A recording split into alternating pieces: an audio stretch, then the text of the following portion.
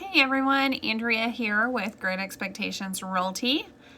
And each week basically I talk about the things real estate related and Ocala related, and well, sometimes it's reversed and it's more real estate and sometimes it's more Ocala, whichever.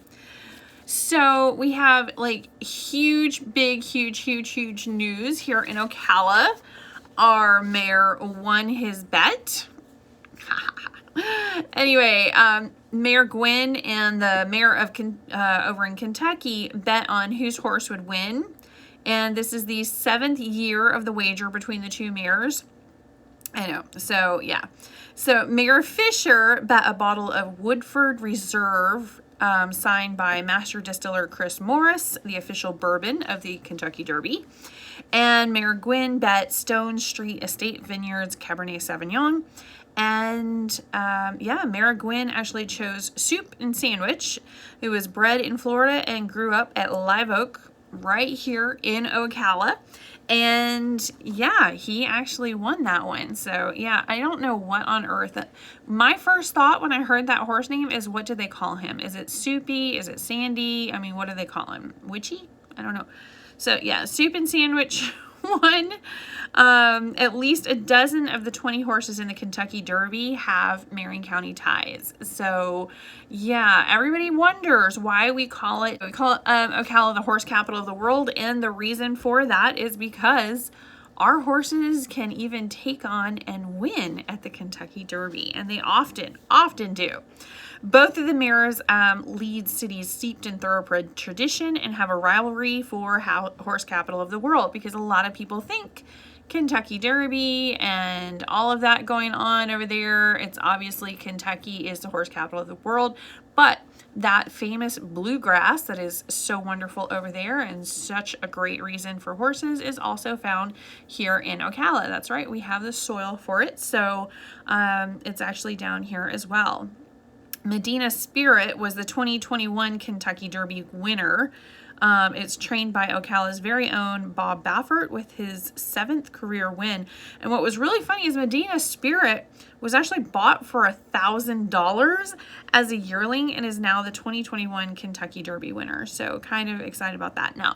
But I really enjoy getting the results afterwards and seeing how many of these horses have ties to Ocala. So, but it is a huge, big deal around here. I will have to tell you, quite a few, not just the mayor, went to the Kentucky Derby, but actually had horses there, and it's a really big thing here. So we actually even had a Triple Crown winner. So kind of exciting, huh?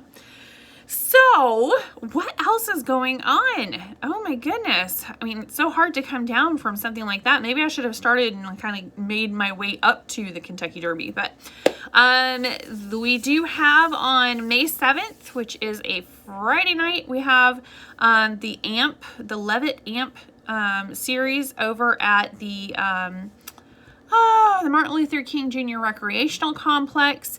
It's over in Webb Field. And it basically is just a completely and totally free outdoor concert series, and it's really fun, and it was really great. I went to the last one. It was great to walk around, great to see you know, all the food and the people, and they have like these big circles on the ground so everybody can socially distance and stuff. And I guess they were expecting it to be a lot hotter than it was when I was out there before. It was actually a really good, felt great walking around and everything. It wasn't too hot, but they have like these big misting fans all over the place. So I guess they weren't on when I was out there last time, but I'm sure it's going to heat up this summer, and I'm kind of glad to see those in there for that. But okay. So we also have the numbers. What are the numbers? Honestly, I don't really even want to share the numbers. It's kind of depressing. So you know, I've mentioned before that this is a really big county. It's definitely one of the biggest in the state, if not the biggest, and it's actually probably one of the bigger counties in the U.S. Our Marion County is larger than the state of Rhode Island, but that's not saying much because like everything is larger than the state of Rhode Island. But it's actually almost, not quite, but almost the size of Connecticut. So, I mean, that's saying something, right? We've got 1,664 square miles, if I remember that right. I don't know, don't quote me on that, but it's actually really, really crazy how big we are, and yet today we have 11 new listings. Yep, and that covers rentals, homes, condos, commercial, like everything. We have 11. Pending, we have 26. So we really went hardcore the other direction. We have 16 sold. We did have 5 come back on the market, which is kind of exciting. And we had 2 price decreases and no price increases. What this is telling us is, yes, the market is still strong, but I think we finally capped out, at least for Ocala for right now. I think we're really kind of hitting that ceiling right now. So basically, if you were waiting to see if you could get the most bang for your buck as far as selling your house, you may have just missed it, but maybe not. I would highly recommend hurry up and get that house on the market, because I think we're kind of capping out. I will say that the house prices for construction, for brand new construction homes, and the house prices for the resales are right about even. In fact, in some cases, the new construction are actually lower. So if we continue to see that, where the new construction is less expensive than the resale homes, yeah, that's an issue. So if you are waiting to sell your house, it's about to pass you by. Once you hit a cap, then it starts to go back down. So, because people are like so sick of, having to put in an offer on a house, and then having like 20 other offers on it. And they're like, you know what? Forget it. I'm just going to go over and get the new construction over here, and I'm going to just get that, or I'll come back on the market when it's a little bit more reasonable. Some of the buyers left the market because the interest rates have gone up, and they maybe either don't qualify or they can't get it. So I actually had one of that just this week. It was so incredibly irritating, because we went through like 8 different offers on different houses, finally got into contract, and then it was like, wow, if you had gotten into contract yesterday, you'd have been fine, but today everything changed, and so you're kind of out of luck. And yeah, so that was beyond irritating, basically, is what that was. Anyway, just kind of wanted to let you guys know that there is definitely a shift going on. It's been about the last week or two, but it's really starting to be felt like this week. A little bit calmer, a little bit less crazy out in the marketplace. And I honestly think a lot of it is because people are just not wanting to fight anymore. I mean, did you guys see that commercial? Or it wasn't even a commercial, I'm sorry. It was a TikTok that went around with the apple, and the guy has the apple. And I mean, it was so incredibly accurate. I laughed so hard, and I watched it like 15 times. I'm pretty sure everybody did, because the thing went viral like insane amounts. So that is really what the market has felt like. And I don't know, maybe it's because of that video. Who knows? Can one video on TikTok shift the entire real estate market? I don't know. But I will say that there was a shift. It did happen, and it does seem like we're just kind of capping out at that resale market. I do think that the new construction, because of the prices of things and because there is so much new construction, I think those prices will continue to rise. So if you were thinking about buying a home, I would still recommend getting into the new construction, but I would go ahead and get in on that like now as opposed to later, because the prices you're looking at now are not going to be the prices that you're looking at later. So just in my own experience, I wouldn't say personal opinion, because it is based on experience, but that is definitely something I am seeing on the daily. So want to kind of get you in on that. And something else real estate related that might not necessarily apply to you. A lot of people really have no idea what a 1031 exchange is. Some of you guys do. Personally, I have done several for customers over the years. I love 1031 exchanges. They're so much fun. I even did a 1031 exchange on a short sale before. I will never do that again. I got it done, I got it closed and everything, but I was seriously about to get an ulcer by the time it was done. I think I got it closed like about 2 days before we couldn't. So I did it with the full, explanation to the owners that these new owners of the property, that it may or may not go through, and they may or may not be paying tens of thousands of dollars in extra taxes. They knew that. They were fully warned. It was a fantastic deal for them. They went ahead and did it. But yes, I was definitely freaking out. That is for sure. But what is going on with the proposed deal on the 1031? The 411 on the 1031. Isn't that awful? Basically, President Biden, he has an economic plan that's going to abolish the 1031. Now, mind you, the 1031 exchange is not something that just came up. It's been around for like 100 years. In fact, some of the verbiage that they use in a 1031, like a boot, it's basically your money, that is actually from like a cowboy boot where they used to like stick the money in their boot. Okay, so there's like actual verbiage from like cowboy days. Okay, so that is the fact that it's like actually possibly going to be gone at this point. Very odd. It hasn't passed yet, but there is a lot of buzz about it, so probably want to read up on it a little bit. If you are an investor, you definitely have been reading up on it, because of course this is going to affect you not just now, but possibly for years to come. So that deferred tax thing is just, yeah, a little painful. So basically, you'll still be able to sell your personal, oh dear, I'm so sorry. Whoops. I thought I had turned that off, but apparently not. Anyway, so apparently you're going to be able to sell your own personal property, your own personal residence, and buy another one without having to pay the capital gains. We had that whole 2-year thing. It's like you have to be in the house for 24 months and then you're good.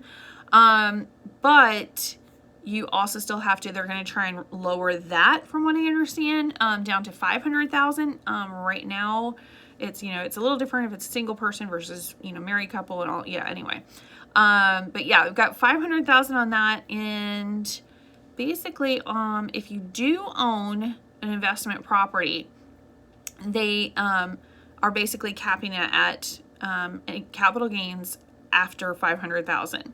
I did a whole bunch of reading, but now I'm trying to explain it. It's so much harder trying to explain it to somebody else than to try and understand it myself. But anyway, basically, you're just not going to be able to use the 1031 exchange if it passes as proposed. And you will probably be paying higher capital gains taxes. So they're basically trying to either abolish it completely or switch it up, so either way you're going to be paying some pretty high taxes one way or another.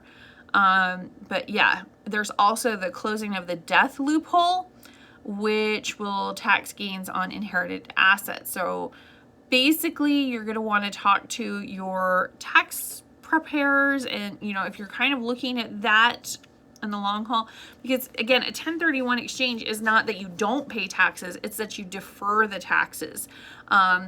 Essentially, let me just kind of explain it. Let's say you have a house over in California right now, and you want to sell that house, and that house is worth like $600,000, and it's like a 2-bedroom house, which is exactly possible. So you're going to sell that house over in California. It's not your main residence. You've been leasing it out or whatever. And you want to go ahead and you're not going to use the money for something else. You're not going to go out there and buy yourself a boat or, go get a lot of Botox or something. You are actually going to exchange that property for a property like here in Ocala, Florida. Well, you could basically get like a mansion in Ocala, Florida for the same amount. So it has to be like kind. It's not like you could sell something that's like, a property and then go and buy stocks and bonds with it. No, it has to be like kind. So it has to be property for property. But you're not using the money. So why would you get taxed on something if you're not actually going to be using that. So that's why they have it. So if you do, it's just deferring the taxes until you do actually sell it and then go and, you know, retire and buy your boat or whatever. You're still going to have to pay taxes when you go to sell that, but the taxes that you would have paid from selling originally, you don't have to pay because you're exchanging it. It's more like an exchange. That's why they call it a 1031 exchange. Anyway, so it's just a tax code. It's the tax code 1031 exchange. I'm very overly simplifying things, but I'm trying to just get the basic concept out to you. What they're wanting to do is every single time you sell, you have to pay the sales taxes. So it's basically taking a big chunk out of every time you do an exchange, which is really going to hurt a lot of investors because, you know, and also they're not going to want to sell. I mean, if you've got a property over in California, it's like $600,000 and you go to buy another property in another area, just doing that exchange is literally going to lose a large portion of the value of that property because you have to pay taxes on it each time. So they're not going to be doing that so much. Right now, you kind of basically, you know, move the properties around depending on where you're at. What kills me is a lot of the soldiers that are in the military use this because, you know, they basically get maybe a duplex or something like that. They purchase it for them and their wife or family or whatever while they're stationed there, and they rent out the other side. And it's like, okay, that's cool. But then when they get stationed somewhere else, they're going to go ahead and sell that property and go ahead and get a different one over there, or maybe they'll keep it there and get another property where they're at. And then, you know, what happens when they go to retire after 20 years is they've got 15 different properties in 15 different states, and they're wanting to just, you know, go to one specific area. That's going to be really hard if you don't have that 1031 exchange. So there are circumstances where a 1031 exchange is ideal for somebody like that. But yeah, in any of those cases, if you are considering doing a 1031 exchange or you are considering selling, I'd probably hurry up just in case, because that 1031 exchange that has been there for over 100 years, I believe, that might not be possible later. So kind of interesting. Okay, so here is your real estate fact today. I thought it was hilarious. I am not superstitious at all, but apparently if you enter your new home in Russia, it's considered good luck to let a cat enter the house first. Well, great, but what if you don't have a cat? Like me personally, I'm mildly allergic. Okay, I'm seriously allergic, but anyway.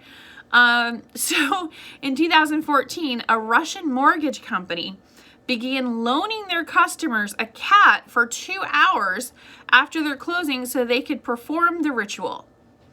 So the real kicker is, talk about putting the meow in homeowner.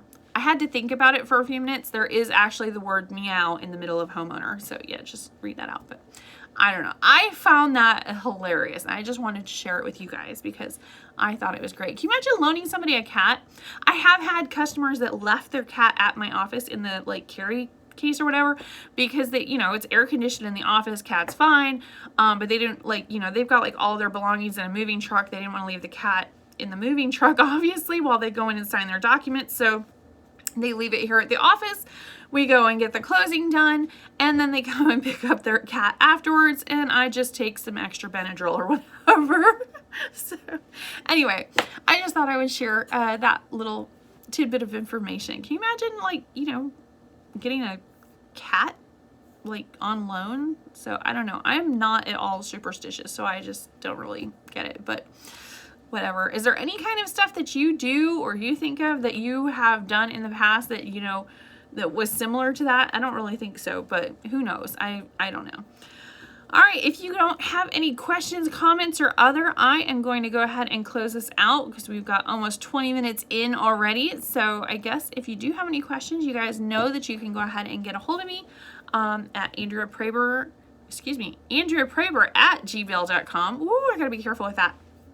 Or go ahead and give our office a call. But I will talk to you guys later. Bye.